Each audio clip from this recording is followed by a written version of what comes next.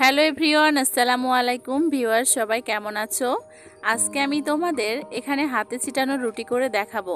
তো ভিউয়ার্স, কুরবানি গরুর মাংস অথবা খাসির মাংসের সাথে এই রুটিটা খুবই জনপ্রিয়। তো তোমরা যারা পারো না ভিডিওটি তাদের জন্য। এখন আমি চাউলের আটাতে পরিমাণ মতো লবণ দিয়ে আটাটা খুব সুন্দর করে মাখিয়ে নিব, আর তারপর উষ্ণ গরম পানি দিয়ে এটা আমি খুব সুন্দর করে গুলিয়ে নিব। তো ভিউয়ার্স, এখন আমি চুলায় একটি প্যান বসিয়ে দিয়েছি, আর আমি কলার ডাঁটি দিয়ে খুব সুন্দর করে তেলটা প্যানে মাখিয়ে দিলাম। তো ভিউয়ার্স, এখন দেখতেই পারছো আমি হাত দিয়ে খুব সুন্দর করে ছিটিয়ে ছিটিয়ে দিচ্ছি, আর এজন্য আমাদের গ্রামের ভাষায় এই রুটিটাকে ছিটে রুটি বলে। তো ভিউয়ার্স, তোমাদের অঞ্চলে এই রুটিটাকে কি বলে অবশ্যই কমেন্টে জানিও। দেখো আমার রুটিটা কত সুন্দর হয়েছে। তো ভিউয়ার্স, তোমরা যারা এভাবে হাত দিয়ে দিতে পারো না তারা কলার ডাঁটির সাহায্যেও দিতে পারো। তো ভিউয়ার্স, এটা তোমরা যদি নন স্টিকের কড়াইতে বানাও তাহলে কড়াইতে লেগে যাওয়ার সম্ভাবনা নেই, আর এতে তেলও কম লাগে। তো ভিউয়ার্স দেখো আমার রুটিটা প্রায় হয়ে এসেছে। এখন এটা এমনি এমনি উঠে যাচ্ছে। আমি এখন রুটিটা উঠিয়ে নিব।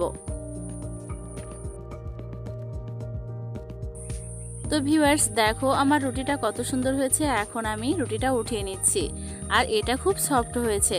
তো ভিউয়ার্স, আমি একে একে আবারও দিয়ে দিব ছিটে রুটির গোলাটা। দেখো এখানে আমি কলার ডাঁটি দিয়ে তেলটা দিয়ে দিলাম প্যানের উপর। এখন আমি রুটিটা খুব সুন্দর করে ছিটিয়ে ছিটিয়ে দিচ্ছি। এটা তোমরা গোলাটা যত পাতলা করবে রুটিটা তত সুন্দর সফট এবং নরম হবে। এখানে তোমরা গোলাটা যত পাতলা করবে রুটিটা তত সুন্দর হবে। দেখতেই পারছো আমার রুটিটা আবারও দেখতেই পারছো আমার রুটিটা কত সুন্দর হয়েছে। তো ভিউয়ার্স, আমি এভাবে প্রত্যেকটা রুটি করে নিব। এই রুটিটা আমার জামাইয়ের অনেক পছন্দ। এই রুটিটা বানাতে আমার খুবই ভালো লাগে। আমার বাচ্চারাও রুটিটা খুবই পছন্দ করে। তো ভিউয়ার্স, এ পর্যায়ে আমি আর একটা রুটি দিয়ে দিচ্ছি। দেখো কত সুন্দর করে আমি রুটিটা দিচ্ছি। তোমরাও ঠিক এভাবেই দেবে। অনেকে আছে রুটিটা দেওয়ার সময় চুলার চারপাশে লাগিয়ে ফেলে, কিন্তু দেখো